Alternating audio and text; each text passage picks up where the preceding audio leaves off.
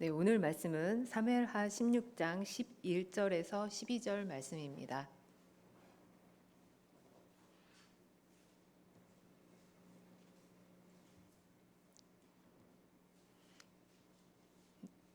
네, 찾으셨으면 제가 읽도록 하겠습니다. 또 다윗이 아비새와 모든 신하들에게 이르되 내 몸에서 난 아들도 내 생명을 해하려 하거든 하물며 이 베냐민 사람이랴 여호와께서 그에게 명령하신 것이니 그가 저주하게 버려두라. 혹시 여호와께서 나의 원통함을 감찰하시리니 오늘 그 저주 때문에 여호와께서 선으로 내게 갚아주리라 하고. 네, 우리가 살다가 보면 정말 위로와 도움이 아주 절실히 필요할 때가 있죠. 그때 우리 주변에는 어, 신실하신 우리 성도님들이 있고 또 우리의 가족들 그리고 나를 너무나도 잘 아는 내 지인들이 어, 위로를 해주고 도움을 주고 해서 우리가 새 힘을 얻곤 하지요. 그런데 그 중에는 그 위로와 도움이 아니라 오해로 인과율의 법칙을 내세우면서 우리를 정말 억울하게 하는 경우가 있기도 하죠. 이럴 때 우리는 어떻게 해야 할까요? 오늘 본문은 그와 같은 상황에 다윗이 취한 행동이에요. 다윗은 지금 어떤 상황이냐면 그의 아들 압살롬의 반역으로 인해서 너무나도 황급히 피난길에 올랐어요. 그리고 피난길에 오른 다윗은 베냐민 사람들이 많이 살고 있는 바후람이라는 지역에 이르렀어요. 그때 사울의 친족 중에 한 사람이 마을에서 나왔어요. 근데 이 사람은 마을에서 나오면서 줄곧 저주를 퍼부었어요. 이렇게 저주를 퍼부은 이 사람은 바로 시므이예요. 시므이는 저주를 하는 것에서 그치지 않고요. 어, 다윗의 모든 부하와 모든 용사가 좌와 우에서 호위하고 가는데도 불구하고 다윗과 그 모든 신하들을 향해서 계속해서 돌을 던지고 다윗을 저주했어요. 사무엘하 16장 7절에서 8절은 이렇게 말해요. 시므이가 저주하는 가운데 이와 같이 말하니라. 피 흘린 자여 사악한 자여 가거라 가거라. 사울의 족속의 모든 피를 여호와께서 내게로 돌리셨도다. 그를 이어서 내가 왕이 되었으나 여호와께서 나라를 내 아들 압살롬의 손에 넘기셨도다. 보라, 너는 피 흘린 자이므로 화를 자초하였느니라 하는지라. 이렇게 시므이는 다윗에게 피 흘린 사악한 자이고 또 사울 족속의 모든 피를 하나님께서 다윗에게 돌렸고 또 화를 자초했고 다윗 했다고 하면서 다윗을 저주하고 다윗이 너무나도 원통하게끔 이렇게 하고 있는 거죠. 시므이가 이렇게 말하고 있는 데에는 사무엘하 21장에 보면 다윗이 기브온에서 사울의 자손 7을 기브온 사람들에게 내준 사건이 있었어요. 이런 것을 염두에 두고 있을 수도 있고 또 사울과 사울의 아들 그리고 사울의 군장이었던 아브넬의 죽음을 염두에 두고 이렇게 말하고 있는 것으로 또 보여요. 이 두 경우가 어떤 경우든 성경은 그 두 경우에 대해서 어떻게 말하고 있냐면 먼저 기브온에서 죽임당한 사울의 자손들의 경우는 사울이 기브온 족속을 살해한 일에 대해서 하나님께서 징계로 3년간 기근을 주셨어요. 그래서 하나님의 진노에 대해서 다윗이 사울의 후손을 기브온 자손들에게 내어준 것이죠. 이거는 엄밀히 따지면 다윗이 막 의도적으로 사울의 자손들을 죽인 것이 아니라 사울 왕가의 범죄에 대한 하나님의 심판이었어요. 그리고 다음으로 사울에서 아브넬까지의 죽음에 대해서 성경은 블레셋 사람과의 전투에서 사울은 자살했다고 사무엘상 31장에 말씀하고 있고요. 또 이스보셋은 그의 군장 바하나와 레갑의 손에 의해서 암살되었다고 사무엘하 4장에 말씀하고 있어요. 또 아브넬은 아사엘을 죽인 것에 대한 보복으로 아사엘의 형인 요압이 살해했다고 사무엘하 3장에 말씀하고 있어요. 그리고 다윗은 오히려 사울의 죽음과 이스보셋의 죽음을 통해서 보상을 받기 원하는 그 사람들을 오히려 처형을 했어요. 그리고 아브넬을 죽인 요압에게는 막 입에도 담을 수 없을 만큼 끔찍한 저주를 하면서 저주를 내렸을 뿐만 아니라 다윗은 그 일에 대해서 무관하다, 알지 못했다라고 이렇게 이야기를 하고 있어요. 이로써 그 경우가 어떤 경우이든 시므이는 그들의 죽음에 대해서 다윗을 오해했거나 아니면 자의적으로 해석한 것으로 보여요. 이러한 오해로 자의적인 해석으로 시므이는 다윗이 하나님의 선택이 아니라 사울의 집안의 피를 흘림이라는 인간적인 수단으로 왕이 되었다고 지금 다윗을 비난하고 저주하고 있는 거예요. 그러니 다윗에게 이는 원통한 일이 아니겠어요. 지금 그렇지 않아도 아들의 반란으로 정말 찢어지는 가슴을 안고 피난길에 올랐는데 지금 다윗에게 필요한 것은 비난과 저주, 악담이 아니고 위로와 도움이 절실한데 시므이는 너무나도 가혹하게 악담하며 저주했어요. 이에 아비새가 이 죽은 개가 어찌 내 주왕을 저주합니까? 내가 당장 건너가서 그의 머리를 베게 하소서 하고 나섰어요. 그러나 다윗은 스루야의 아들아, 나의 일에 너희가 왜 나서느냐? 여호와께서 그에게 다윗을 저주하라고 분부하셔서 그가 저주하는 것이라면 그가 나를 저주한다고 누가 나를 나무랄 수 있겠느냐? 하고는 아비새와 모든 신하들에게 말해요. 내 몸에서 난 아들도 내 생명을 해하려 하거든 하물며 이 베냐민 사람이겠냐? 여호와께서 그에게 명령한 것이니 그가 저주하게 버려두라고 말해요. 다윗은 지금 압살롬의 반역은 물론이거니와 시므이의 저주까지 포함해서 지금 벌어지고 있는 이 사건들이 우연하게 벌어진 것이 아니라 과거에 자신의 충신이었던 우리아를 죽게 하고 그의 아내를 취한 그 죄에 대한 하나님의 징계임을 이렇게 인정하고 있는 것이죠. 그러면서도 다윗은 이렇게 말해요. 사무엘하 16장 12절이에요. 혹시 하나님께서 나의 원통함을 감찰하시리니 오늘 그 저주 때문에 여호와께서 선으로 내게 갚아주시리라. 다윗은 자기가 이러한 모욕을 감수하다 보면 하나님께서 자기에게 가해진 과한 저주를 기억하셔서 자기를 긍휼히 여겨주실 것이라고 지금 말하고 있어요. 다윗은 현재 자기의 억울한 형편을 정확하게 보시는 하나님을 믿으며 또 일정한 징계의 기간이 지나면 하나님께서 자기를 이 위기 가운데서 구원해 주실 것을 확신하면서 하나님의 감찰하심을 지금 구하고 있어요. 그런데 이러한 다윗과는 달리 시므이는 멈추지 않고 다윗과 그 추종자들이 가는 길에 계속 산 비탈로 따라서 내려오면서 저주를 하고 돌을 막 던지고 먼지를 막 날렸어요. 이렇게 저주를 퍼붓던 시므이가 돌연 태도를 바꾸었어요. 뭐 때문일까요? 그것은 압살롬의 반역이 진압되어서 다시 예루살렘으로 다윗이 복귀하게 되었기 때문이에요. 다윗을 독한 말로 저주할 때는 언제고 돌을 던지고 티끌을 날릴 때는 언제이고 그가 상황이 바뀌었다고 해서 요셉의 온 족속 중에 내가 제일 먼저 나와 내 주 왕을 영접합니다 라고 하면서 베냐민 사람 1000명과 함께 다윗을 맞이하러 나왔어요. 그리고 왕의 가족들이 강을 건너는 일을 도와서 다윗의 환심을 사려고 했어요. 그러면서 자신이 한 패역한 일을 기억하지 말아달라고, 자신이 범죄한 줄을 안다고 이렇게 말했어요. 진정성이 느껴지시나요? 네, 진정성을 의심할 수밖에 없는 이 시므이의 태도에 아비새는 시므이가 여호와의 기름 부음 받은 자를 저주하였으니 그로 말미암아 죽어 마땅하지 않습니까?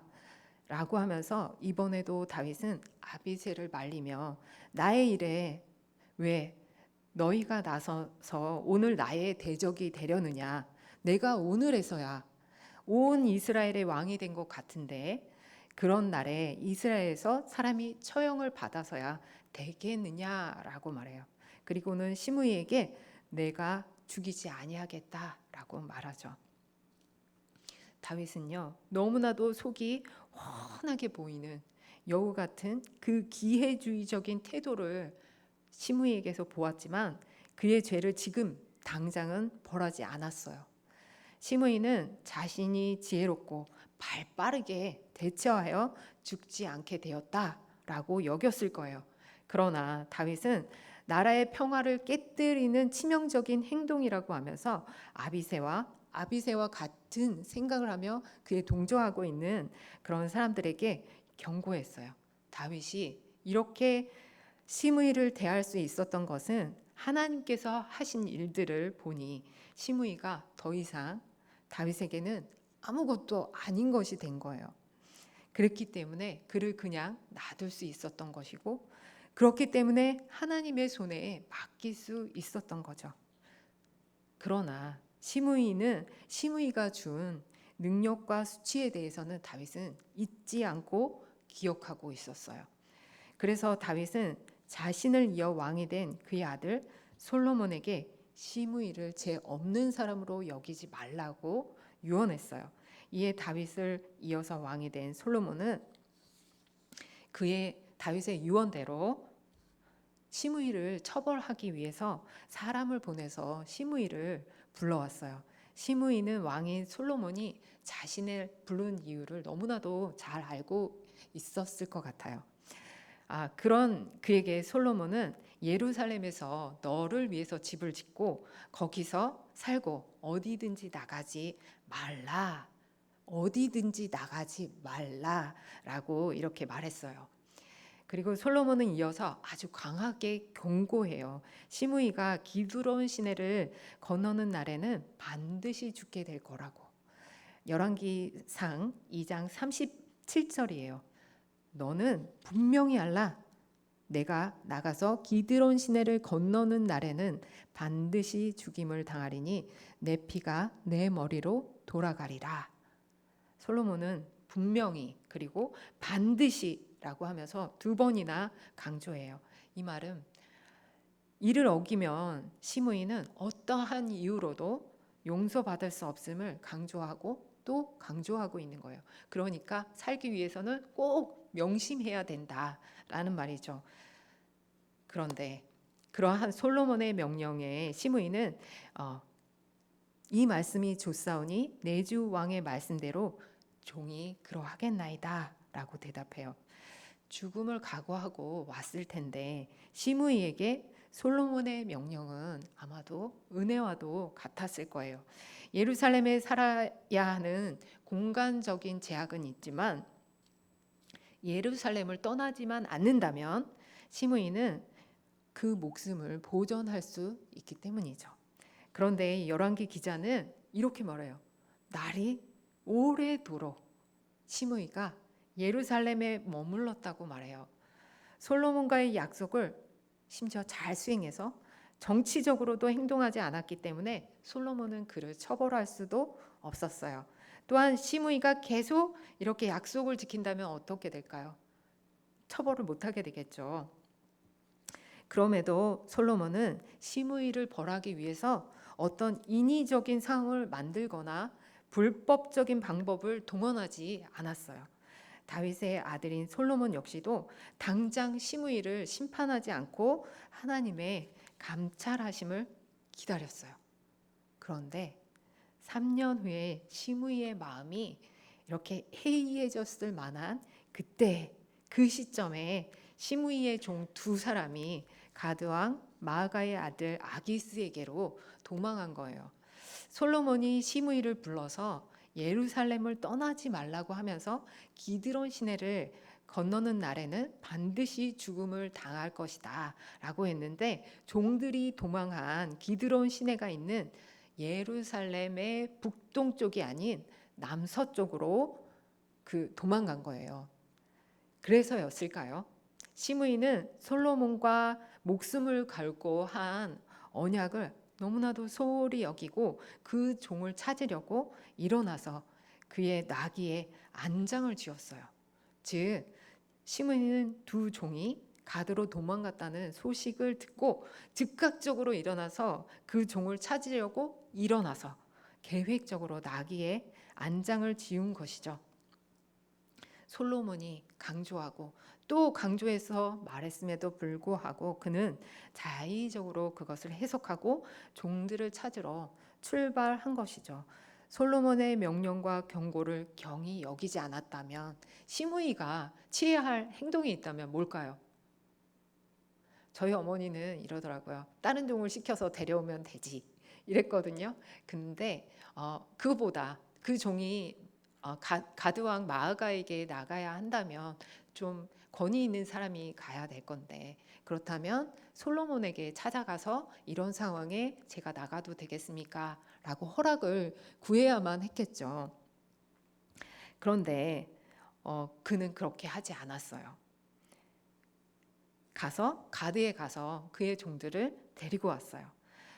그 일이 자신을 죽음으로 몰고 갈 것을 알았다면 그는 예루살렘으로 돌아오지도 않았겠죠. 그런데 시므이는 그 종들을 데리고 예루살렘으로 다시 돌아왔어요. 솔로몬의 경고와 언역을 아주 소홀하게 여긴 것이죠. 이제 시므이는 자신의 저주가 자신의 머리로 돌아가 죽음을 맞이할 일만 남았어요. 그러나 다윗과 그의 아들 솔로몬은 하나님의 감찰하심에 맡기고 기다렸어요.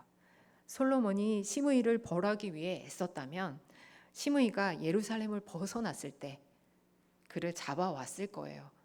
그런데 솔로몬은 그렇게 하지 않았어요. 이에 어떤 사람이 솔로몬에게 시므이가 맹세를 어긴 사실을 전했고, 시므이는 합법적으로 왕과 한 언약, 여호와를 두고 한 언약을 어긴 것이 되어서 처벌을 받게 된 거죠. 열왕기상 2장 38절은 시므이가 그날 날이 오래도록 예루살렘에 머물렀다고 했죠. 그래서 시므이를 처벌할 수 없을 것만 같았는데 이와 같은 일들이 생긴 것이죠. 하나님께서 섭리하신 가운데 다윗과 솔로몬을 감찰하셨어요.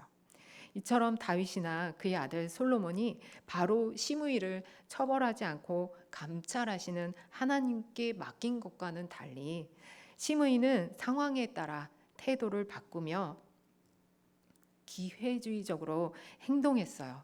이런 시므이의 행동을 볼 때 시므이는 하나님의 감찰하신, 하나님의 섭리하심을 보는 사람이 아니라 세상의 편에 서서 세상의 논리대로 세상 자기 중심적이고 인본주의적인 가치관으로 산 사람이었어요. 그러나 우리 그리스도인들은 세상의 편에 서서 세상의 논리대로 사는 사람이 아니에요. 우리의 원통함, 우리의 한계, 우리의 상황과 환경을, 현실을 너무나도 잘 알고 계시는 하나님께 맡기며 하나님의 감찰하심을 구하는 사람들이에요. 이 사실을 기억하며 마음에 새기며 하나님의 감찰하심을 구하며 하나님께 맡기는 믿음의 삶을 살아가기를 바랍니다. 이 시간 선포된 말씀 생각하며 하나님께 맡기고 하나님의 감찰하심을 구하는 믿음의 삶을 살아가도록 우리 함께 기도하겠습니다. 기도하겠습니다. 사랑의 아버지 하나님, 우리는 너무나도 연약한 그리스도인들입니다. 우리의 원통함과 우리의 한계 앞에 포기하고 좌절합니다. 하나님, 우리의 연약함을 도우시고 하나님의 감찰하심을 구하며 하나님께 맡기는 믿음의 삶을 살아갈 수 있도록 우리를 인도하여 주시기를 구하오니, 주님, 우리를 인도하여 주옵소서.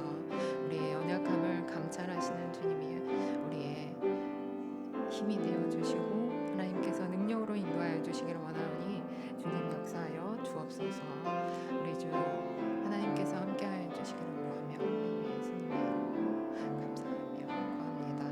주여 역사하시고 인도하여 주옵소서.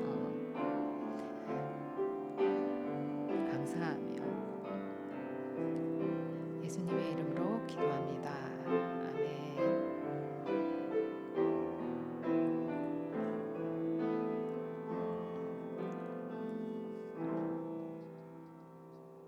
네, 이 시간